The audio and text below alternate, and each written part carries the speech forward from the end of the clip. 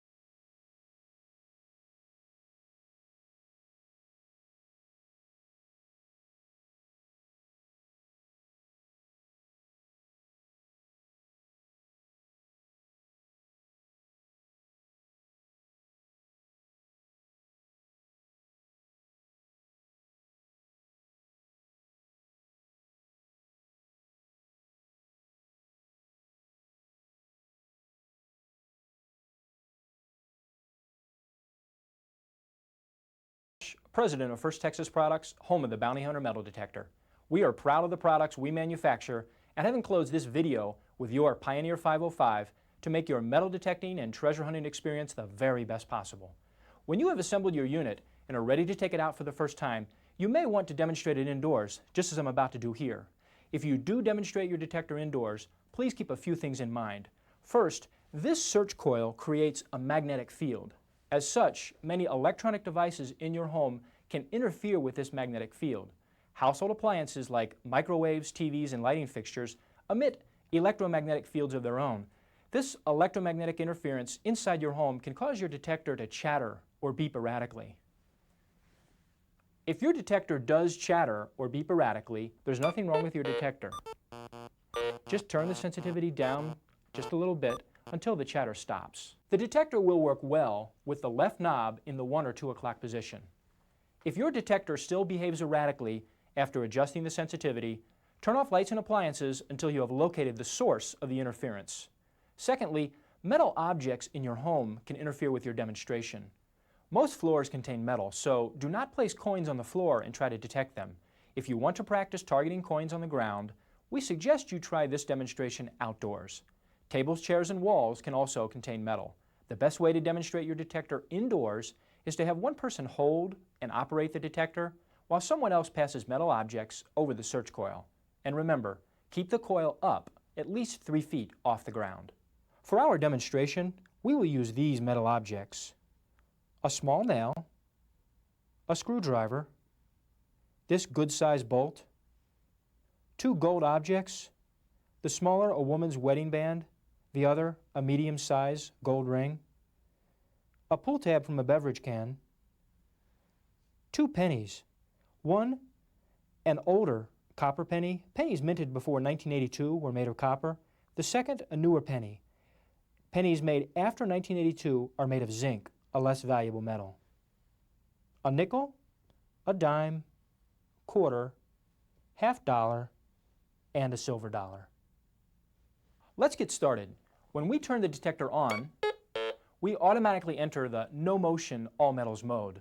We press the ground track button, and the detector emits a single monotone sound when any object enters the coil's detection field. Notice the display as I hold a quarter over the coil and then this screwdriver. This no motion all metals mode offers the greatest depth detection capability of the 5 different modes. An object can be motionless or in motion. All metal objects will induce the same tone. We will review how and why we use the different tones later, but for the moment, we will simply demonstrate each mode. Next are the motion modes. First, the motion all metals mode. Keep the right knob in the leftmost position and press the disc touchpad. We're going to pass 3 objects: the nickel, the gold ring, and a quarter. While each object induced a sound, notice that each induces a different tone. The nickel, a low tone, the gold ring, a medium tone, and the quarter, a high tone. Now, when passing objects over the search coil, a slow level sweeping motion is required. Coins should be swept with the flat surface parallel to the coil. This is how you will find them buried in the ground, so your Pioneer 505 has been programmed to recognize them in this manner. We are still in the all metals mode. All types of metal will be detected, including, for instance, this nail, which is identified by its low tone and its correct reading under the iron foil segment. Nails, of course, are made of iron. Next is the discrimination mode. By discriminate, we mean to selectively eliminate from detection certain types of objects. To enter discrimination from the motion all metals mode, we simply turn the disc notch knob to the right. Using this knob, we progressively discriminate out different, less desirable objects. We first turn the knob until the nail is no longer detected.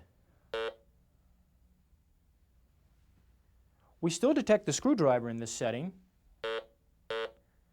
but by turning the discriminate knob a little further, I can then eliminate this screwdriver completely from detection. Finally, the bolt with the most mass is still detected until we turn the discriminate knob a little more. We can then eliminate it completely from detection. At this setting, we have now discriminated out all iron objects. We still, however, detect the pull tab and, for instance, the newer zinc penny. Now let's eliminate them. First the pull tab. I pass the pull tab, and turning the discriminate knob just a little more, I've now completely eliminated the pull tab from detection. Now the zinc penny. It is now completely eliminated from detection. We still, however, can detect the more valuable copper pennies. When using the discrimination mode, notice that we cumulatively eliminate all lower value items. For instance, at the current setting, we have unfortunately eliminated the nickel, whose metallic signature is to the left of zinc. Now, to overcome this problem, we use the notch mode. Notch allows us to selectively eliminate items with a movable rejection window. Let's turn the disc notch knob back to the left and press the notch touchpad. Passing the newer zinc penny, we now turn the notch control until we notch out this medium tone object.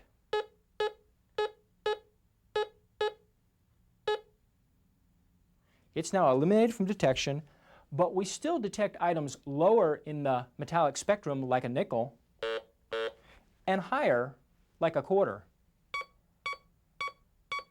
The notch mode also automatically eliminates ferrous items, so regardless of the control setting, we will never detect a bolt, for instance, in the notch mode. If all of the tones and settings seem a bit confusing, you might prefer to use the auto notch mode. Press the auto notch button, and most pull tabs and all ferrous items are automatically discriminated out, but lower and higher tone valuables, like the nickel and the dime, are still detected. In the auto notch mode, the disc notch knob provides the same variable rejection window that we demonstrated in the notch mode. One caution about pull tabs: we have programmed the detector to eliminate the older type pull tabs, those that detach completely from beverage cans. When you detect in parks and beaches, you will want to eliminate these older pull tabs. The newer pull tabs, which stay attached to the can, can have a different shape and can register differently. If you want to eliminate them, you can discriminate or notch them out. Now that we know how to operate a bounty hunter, a brief explanation of metal detecting and metals is in order. This outside loop of the search coil creates a magnetic field. As metal objects pass through this magnetic field, they either disrupt or reflect this magnetic field. Different types of metals and different size objects have their own characteristic disruptive signature. This identifying signature is received by the smaller inside loop and is then transferred to the detector's microprocessor for interpretation. So, in order to detect an object, it must pass within the range of this smaller inner coil. With experience in the field, you will learn of the never-ending variety of metal objects, a variety of shapes, sizes, types, and even degrees of oxidation from years buried in the soil. To help you identify this variety of buried objects, the Pioneer 505 is equipped with a target and depth display. The top scale specifically identifies many common items. First, all iron objects, regardless of size, like this bolt, have a low tone and light up the iron foil indicator. Foil gives the same reading. A nickel induces the same low tone, but indicates one segment to the right. Next, the pull tab, we hear a medium tone, and the newer post-1982 penny, made of zinc, also induces a medium tone. Older copper pennies, like this Wheatie, induce a high tone, as do the dime, a quarter, the half-dollar piece, and finally, a silver dollar. Objects other than coinage will light up the same arrows, but are more accurately identified along the gold to silver spectrum. Let's try these objects. 2 gold rings, one a smaller woman's wedding band, the other a medium-sized gold ring, a brooch, and this watch. Gold can register anywhere on the left side of the scale, depending on its size. Our smaller gold ring registers on the second segment, and the larger ring, one segment to the right. The brooch is a good size object, but by its reading, we can tell that it contains no gold as it registers all the way to the iron foil scale. Finally, we'll try the watch. This watch gives many different readings, so it is probably a composite of silver and other non-precious metals. Now that we understand the basics of metal detecting, let's go in the field and put the detector to use. The fastest way to get started using your Pioneer 505 is with the discrimination mode. First, hold the detector comfortably with the coil just above the surface of the ground. And with the disc knob turned all the way down, 100% counterclockwise. Then, turn the detector on, move the sensitivity knob to the 3 o'clock position. Finally, press the disc, touchpad, and you are ready to enjoy the most popular metal detecting applications. Sweep the search coil slowly from side to side, overlapping each sweep as you advance. It is important to sweep the coil using the correct technique. Always maintain a consistent speed as you sweep from side to side. It is very important to keep the coil parallel to the ground at all times. Do not lift the coil at the end of your sweeps. Do not sweep the coil like a pendulum. This can cause false readings and false targets. As you sweep, the detector is constantly calculating the ground's mineral content and averaging this calculation over time. A consistent coil speed at a consistent height from the ground lets the electronics scan the ground accurately and consistently to cancel out the Earth's naturally occurring minerals and only respond to the presence of buried metal objects. The correct setting of the sensitivity knob is also very important. In any of the 3 motion modes, the sensitivity knob must be adjusted to ground balance the detector. Ground balancing adjusts the detector to the Earth so that the detector ignores and sees through the Earth's naturally occurring minerals. If your detector emits non-repeatable signals like this,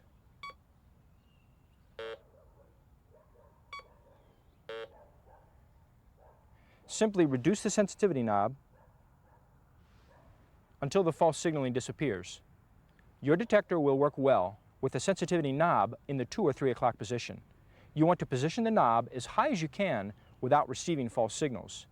This position will vary from time to time depending on the condition of the ground you hunt.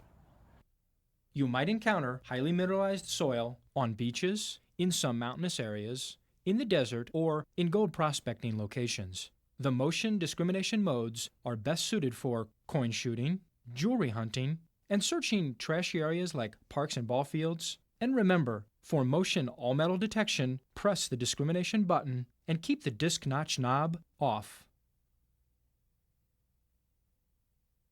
Our final tip on motion detection is the pinpointing technique.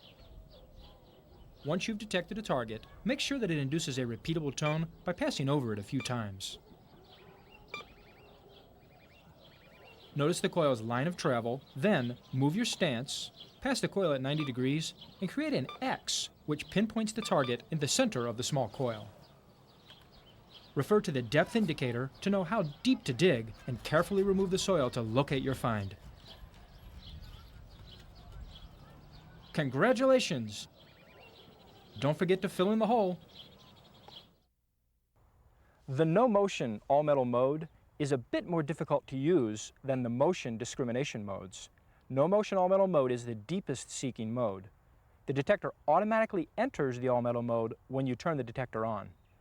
To operate in the all-metal mode, first turn the detector on, hold the search coil still over the ground and press the ground track button.